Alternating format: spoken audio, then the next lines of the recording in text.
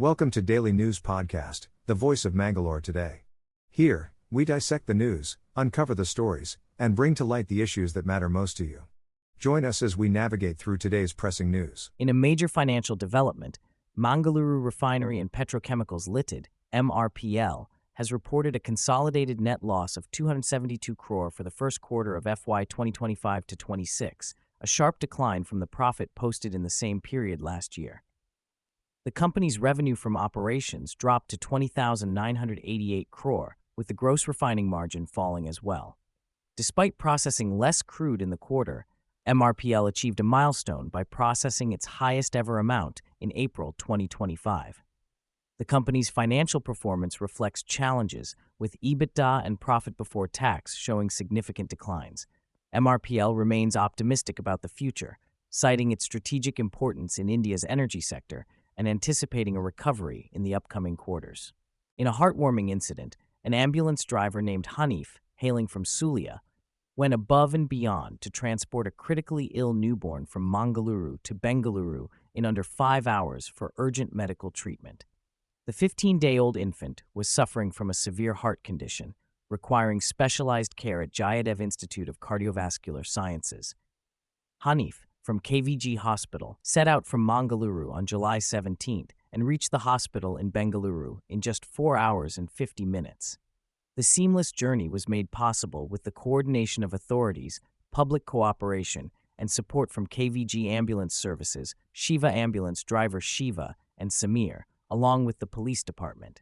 An exemplary display of dedication and teamwork in ensuring the newborn's timely transfer for medical aid.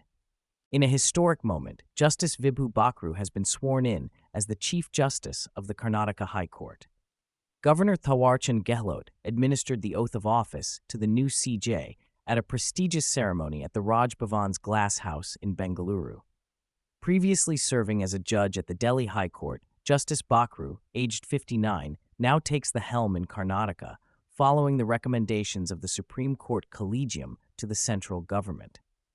The event was graced by the presence of Chief Minister Siddaramaiah, Deputy Chief Minister D.K. Shivakumar, Chairman of the Karnataka Legislative Council Basavaraj Haration, along with several senior ministers, judges, advocates, and state officials. A new chapter begins in the judiciary as Chief Justice Bakhru assumes his role in the Karnataka High Court. In a heartwarming achievement, 52-year-old Jayanti from Ajavara village in Sullia has shattered age stereotypes by acing her second pre-university exams in the arts stream. Securing an impressive total of 307 marks, Jayanti's dedication and hard work paid off as she scored well in subjects like Kannada, English, history, economics, political science, and sociology. Jayanti, the wife of retired teacher Achyuta Atler, received unwavering support from educators at Sharada Vidyalaya in Sullia and Pragathi Educational Institution in Puttur. This remarkable feat showcases that age is no barrier to pursuing one's dreams and acquiring knowledge. In a heartbreaking news, the legendary Yakshagana artiste, Paataala Venkataramana Bhat, took his last breath at the age of 92 due to a heart attack at his residence in Uppinangady. Bhat, a recipient of the prestigious Rajyotsava Award, was renowned for his exceptional performances in both the Thenku and Badagu styles of Yakshagana. Despite his formal education ending at the 3rd grade, his natural talent led him to join the Kanchana Drama Company, where he eventually showcased his skills in key female roles on stage. Throughout his career spanning 3 decades, he mesmerized audiences with his portrayal of iconic characters like Ramba, Satyabhama, and Draupadi, incorporating unique elements inspired by the stone sculptures of Belur. Bhatt's immense contributions were felicitated with numerous awards, and his legacy lives on through his elder son and Yakshagana artiste, Ambaprasad Paataala, his younger son, Shrama Bhat Paataala, and his large, loving family. The void left by his passing will be deeply felt in the Yakshagana community and beyond. In a tragic accident on the Udupi-Manipal highway near MGM College, a patient lost his life after the ambulance collided with a road divider. The ambulance, traveling from Koteshwara to Manipal, lost control at a road diversion and crashed into the barricades. Despite efforts to transfer the patient to another ambulance and rush him to a private hospital in Manipal, he was declared dead upon arrival. Our heartfelt condolences to the family of the deceased during this difficult time. In a recent incident reported from Udupi, a woman named Suhasini has fallen victim to an online scam, losing a substantial amount of Rs 11.61 lakh. The fraudster approached her through WhatsApp with a fake job offer, eventually convincing her to invest the hefty sum in hopes of high returns. However, the scammer failed to deliver on their promises, leaving Suhasini in financial distress. The Udupi CN Crime Police Station has registered a case in response to the incident. It serves as a reminder for everyone to remain cautious and vigilant while engaging in online transactions to avoid falling prey to such fraudulent activities. In a shocking revelation, a Russian woman, Nina Kutina, was found living in a cave in Gokarna along with her 2 daughters. Things took a tragic turn when it was discovered that one of her sons from a previous relationship had passed away last year. The father of her daughters, Israeli national Dror Goldstein, had reported the boy missing in November. Now Goldstein is seeking custody of his daughters and wants to play an active role in their lives. Nina Kutina, on the other hand, defended her choice of lifestyle, stating that her family has a deep connection with nature, and she has given birth to all her children in remote locations without medical assistance. As this unusual story unfolds, authorities are delving deeper to understand the circumstances surrounding these events. In a tragic incident near Devanagal village in Mudigere Taluk of Chikamagaluru district, a private bus carrying tourists from Bengaluru to Kudaramuka overturned, leaving 25 people injured. The group of over 40 young professionals working in an MNC in Bengaluru were on a weekend trek to Netravati Peak when the accident occurred. The driver lost control at a curve, causing the bus to flip over. The injured have been rushed to hospitals in Mudigere and Chikamagaluru for treatment. Mudigere Police Station is looking into the matter. Our thoughts are with those affected by this unfortunate incident. In a recent incident of burglary near Santhe Market in Kundapur, 4 individuals have been apprehended for their involvement. The accused have been identified as Sarfaraz Zakir, Muhammad Alfaz from Mangaluru, and Muhammad Riaz from Mangaluru. They were caught breaking into a shop and stealing copper wires and brass items worth 95,000. The stolen items, including copper wires, brass materials, aluminium objects, a fridge compressor, old mobile phones, and the vehicle used in the theft, have been successfully recovered by the Kundapur Town Police. The team, led by Sub-Inspectors Nanjanak and Pushpa, along with Traffic SI Nuthan and several other staff members, played a crucial role in solving the case. Amidst heavy rainfall in the region, a holiday has been declared today for Anganwadis, primary and high schools, and pre-university colleges in Mangaluru Taluk. Similar holidays have been announced for schools in Ulal and Bantwal taluks following the IMD's orange alert for Dakshina Kannada. The district has been experiencing heavy rain, impacting daily life. Authorities urge caution near water bodies and have warned fishermen to avoid the sea. Officials at taluk and district levels are on high alert, coordinating disaster response. Concerned departments are setting up control centers and monitoring the situation closely. Stay safe and avoid risky areas during this weather period. Get ready to embark on a journey back in time as the Mangaluru chapter of Intac, along with Art Kannara Trust, presents the Mangalore Back Then through the eyes of Yadna photo exhibition. This exclusive showcase of rare black and white photographs captured by the veteran photojournalist Yajna will open on July 19th at Kodialgus Center for Art and Culture. Renowned artist and Mangalore Today editor and publisher V.U. George will grace the event. The exhibition will offer a nostalgic glimpse into Mangalore's urban and rural life from 1970 to 2000. Don't miss this unique opportunity to witness the transformation of the Kannara region through the lens of one of its most iconic photographers. In a shocking incident here in Mangalore, at least 20 people were injured after an unidentified vehicle rammed into a crowd outside a nightclub in Eastwood area on Saturday night, as reported by the Mangalore Fire Department. The incident took place on MG Road in Eastwood, where the vehicle crashed into the crowd around 2 a.m. The fire department mentioned that they have provided medical assistance to the injured, with 4 to 5 victims in critical condition, while 8 to 10 are in serious condition and 10 to 15 are reported to be in fair condition. The authorities are currently organizing patient triage and transportation. Disturbing videos of the incident have been circulating on various social media platforms, showing the wreckage of the vehicle and debris scattered outside the nightclub, with numerous firefighters and police officers present at the scene. Prime Minister Narendra Modi is gearing up for a crucial two-nation tour starting July 23rd. First, he will head to the United Kingdom to sign the much-anticipated Free Trade Agreement, a historic development that aims to strengthen economic ties between the two nations. This agreement is set to benefit both countries by easing trade restrictions and boosting market access. Following this, PM Modi will make his way to the Maldives on July 25th, where he will be the chief guest at the country's 60th National Day celebrations. This visit holds significance as it marks an opportunity to mend strained relations between India and the Maldives, which were marred by issues such as the India Out campaign and the pro-China stance of Maldivian leaders.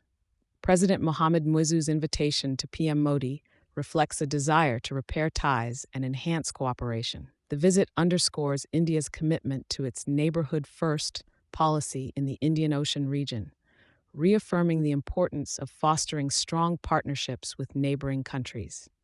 Good day, folks. In recent developments, the Enforcement Directorate has summoned representatives from tech behemoths Meta and Google as part of a money laundering investigation into illegal online betting platforms. The executives have been called to depose before the agency on July 21st in New Delhi under the Prevention of Money Laundering Act. The ED is scrutinizing various platforms hosting illicit betting and gambling links, with a focus on advertisements displayed on social media and app stores. The agency aims to understand how these illegal platforms manage to place ads on prominent tech platforms. Additionally, actors, celebrities, and sports personalities are also under the ED's radar and are expected to be summoned soon. The ED has highlighted the financial implications of these illegal activities, emphasizing how they deceive individuals and lead to money laundering and tax evasion, amounting to crores of rupees. Stay tuned for more updates on this developing story. Mangalore, 19th of July 2025. In a recent development, 34 Indian fishermen have been detained by Bangladesh for allegedly trespassing and fishing in their territorial waters. The fishermen, along with their 2 fishing trawlers, were captured on the night of July 14 and 15. India is actively engaging with Dhaka to ensure the prompt and secure return of the fishermen.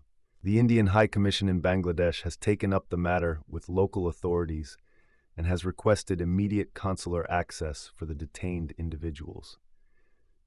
According to sources, Bangladeshi officials have accused the fishermen of crossing the international maritime boundary line and engaging in unauthorized fishing activities. The authorities are working tirelessly to bring back the detained fishermen and their boats safely. In a bid to foster a more approachable police system, the state government has launched the Ghar Ghar Police, Door-to-Door Police initiative in MC Layout, Vijayanagara. The program, inaugurated by Home Minister G. Parameshwara and other dignitaries, involves police personnel visiting homes to engage with citizens, discuss concerns, and strengthen trust. The event witnessed the unveiling of a handbook, register, and sticker to streamline data collection and monitoring. The initiative showcases public-friendly services such as the Safe Connect app and 50 safety islands for emergency situations. Highlighting the importance of citizen-police interaction, the Home Minister underscored the significance of building positive relationships with the public. The program has garnered a positive response, particularly from the elderly and women, as citizens appreciate the friendly and accessible approach of the police. In major news today, U.S. President Donald Trump claimed that 5 jets were shot down during the recent conflict between India and Pakistan post the Pahalgam terror attack. However, he did not specify which country's aircraft were downed. This brought attention back to Operation Sindoor, India's retaliation after the Pahalgam attack. While Pakistan has claimed to have downed Indian jets, India has refrained from detailing its losses. Indian Chief of Defense Staff General Anil Chauhan emphasized the importance of the reason behind the downing of jets rather than the numbers. He also highlighted India's ability to adapt tactics and launch successful precision strikes. India has denied losing any Rafale fighters or having Indian pilots captured. French manufacturer Dassault Aviation's CEO called Pakistan's claims of downing Rafales factually incorrect. Trump claimed that U.S. intervention led to the ceasefire, but India has disputed this, stating that the crisis was resolved bilaterally. Operation Sindoor involved coordinated strikes by the Air Force, Army, and Navy to target terrorist infrastructure. Air Marshal A.K. Bharti confirmed the safe return of all Indian pilots. In a major breakthrough for peace, Israel and Syria have agreed to a ceasefire in the predominantly Druze area after days of violence that claimed over 300 lives. The ceasefire was supported by Turkey, Jordan, and neighbors, as announced by U.S. envoy Tom Barak. Israel launched airstrikes in Damascus and southern Syria to protect the Syrian Druze community, leading to the ceasefire agreement. Despite initial tensions, Syria has deployed forces to end the clashes and restore stability. However, concerns remain as Bedouin fighters continue to enter the region, raising fears of ongoing violence. The UN has condemned the widespread rights violations during the conflict, including executions and kidnappings. Both sides are urged to allow humanitarian access to the affected areas. The international community is closely monitoring the situation to ensure accountability and a lasting peace in the region. In recent developments, it has been uncovered that several of the world's most wanted terrorists are living freely in Pakistan, despite being responsible for orchestrating deadly attacks in India and abroad. Figures like Hafiz Saeed, the mastermind behind the Mumbai attacks, and Masood Azhar, responsible for the brutal Pulwama attack, are reportedly living luxurious lives in Pakistan while plotting further acts of terror against India. Despite international pressure and bounties on their heads, these terrorists remain under the protection of the Pakistani army and deep state. The inaction of Pakistani authorities has come into sharp focus following recent terror attacks in India by groups operating from Pakistan. This revelation sheds light on the alarming state of affairs, where these terrorists continue to operate with impunity, recruiting and radicalizing individuals to carry out violent acts, all while being shielded by the Pakistani establishment. Mangalore Today News Update. The head of the U.S. National Transportation Safety Board cautions against premature conclusions regarding the Air India jetliner crash in a recent social media post. Investigations into the tragic incident, where 260 people lost their lives on June 12th, are ongoing. The preliminary report suggests that two fuel control switches were moved to a cutoff position just after takeoff, starving the engines of fuel. The cockpit voice recording reveals a conversation between the pilots, questioning the abrupt switch movement. The investigation, led by India's Aircraft Accident Investigation Bureau with NTSB support, is focused on determining whether the switches were turned off due to human error or system failure. The Civil Aviation Authority in India has initiated inspections on Boeing 737 and 787 aircraft in the country to ensure flight safety. Stay tuned for further updates on this developing story. That wraps up today's edition of the Daily News Podcast. We're grateful for your viewership. For additional details on today's stories, head over to mangaloretoday.com. And remember, subscribing to our channel keeps you ahead with the latest news. Stay informed, stay safe.